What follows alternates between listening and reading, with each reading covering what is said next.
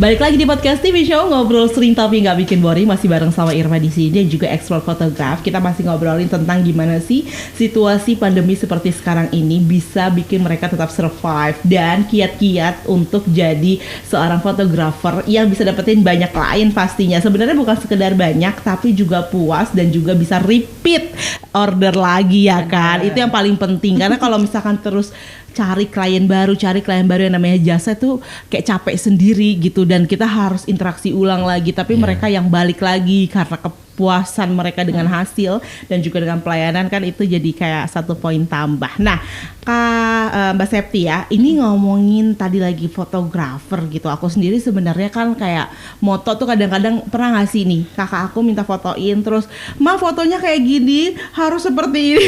Ya nggak sih, terus kayak jangan miring, bawahnya sedikit aja, atasnya lebih baik dan lain sebagainya. Yang aku sendiri sebenarnya mungkin nggak ngerti tuh itu sebenarnya benar atau salah, dan ya kadang-kadang kita suka foto handphone kan kecil ya, jadi sebenarnya sih lebih cepat bagusnya gitu kan. Nah, kalau misalkan menurut Kak Septi sendiri nih, Kak Septi tuh belajar fotografi sendiri tuh sejak kapan sih? Dan siapa yang punya ide duluan? Kita itu dulu berawal dari kayak di kampus tuh ada UKM gitu. UKM, betul. Dari UKM itu kita dari tahun 2008 ya. Dari 2008 itu kan ikut UKM di kampus gitu. Kita jurusannya beda-beda, yang satu hukum, satu farmasi, ketemunya di UKM fotografi. Gimana ya? Gitu. Satu farmasi. Terus satu hukum, satu farmasi, ketemu di fotografi. Gitu akhirnya kan. berjodoh hingga kini. Kita baru dulu sih cuman istilahnya namanya juga masih muda gitu kan. Taunya tuh hunting, jalan-jalan, hobi lah buat nyenengin diri sendiri. Cuma sekedar hobi sih awalnya. Iya, serius udah hobi doang. Iya. Paling ikut pameran tuh pameran yang kayak street pameran gitu loh. Bukan pameran yang serius, sekarang komersil gitu bukan. Enggak, iya. Kayak dulu tuh udah seneng aja gitu nge-hunting foto dan dulu tuh kan kita masih pakai kameranya kamera roll roll film ya, roll udah film. banyak yang digital, cuman kita kayak lebih menantang diri pakai kamera roll, terus lubang jarum yang kayak gitu-gitu, lebih kayak nge-explore di fotografi itu apa aja sih gitu. Terus di tahun 2010 sampai 2009 itu baru kita ngebentuk yang namanya kecil-kecilan dulu kita mau bikin event foto model kecil-kecilan di Menteng dulu. Itu di Menteng, terus istilahnya ditarifin kayak satu orang tuh berapa, 40.000 kali ya. Dulu. Jadi ngundang siapa jadi foto modelnya atau fotografernya? Jadi kita ngajak gitu ya. Betul. Kita kayak mau bikin iseng manggil beberapa model, terus kita ngundang nih dari fotografer dari kampus, terus juga di luar kampus kan kita ada komunitas juga kan. Kalau di mahasiswa itu untuk fotografinya, nah terusnya akhirnya ngumpul semua di situ. Terus kayaknya itu sekali abis itu kita lebih karena ada tawaran untuk zaman dulu tuh kayak wedding, akad gitu kan. Kayak udah seneng gitu kita kayak lebih anak kuliahan.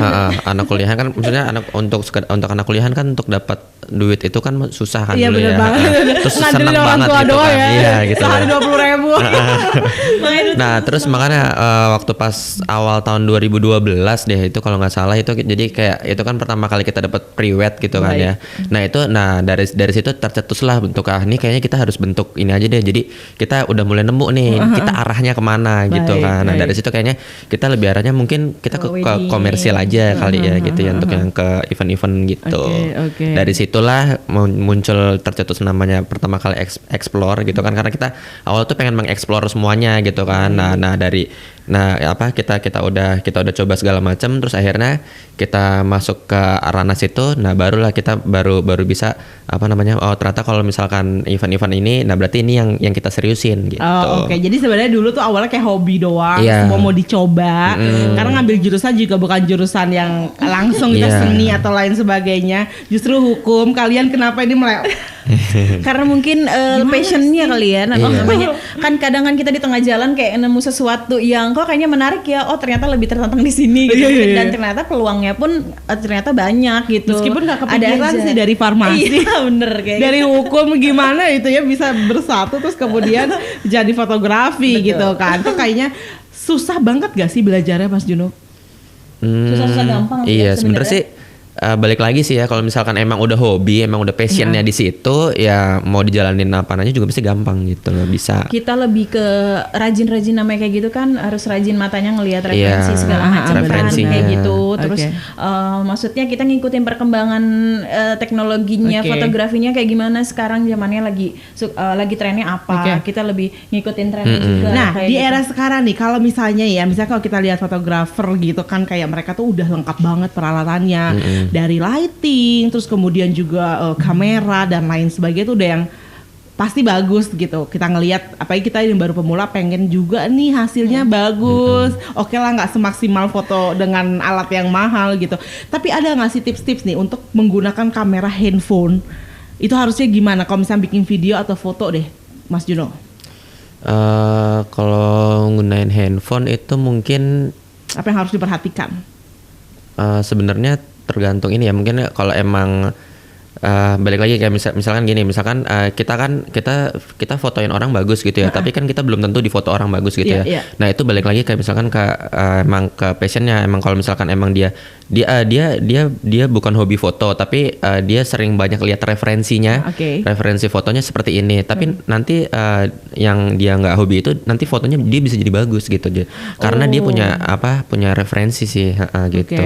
Jadi paling penting itu ya. Tapi kalau misalnya kayak mengeditnya supaya kalau edit itu kan tergantung balik lagi ke selera gitu ya. Kan maksudnya selera orang beda-beda, ada yang kadang ada yang macam-macam dia suka gitu kan, ada yang unik-unik gitu kan. Sebenarnya kan lebih kalau zaman sekarang itu kan mau fit istilahnya, kalau untuk hidupnya di Instagram ya satu tone gitu.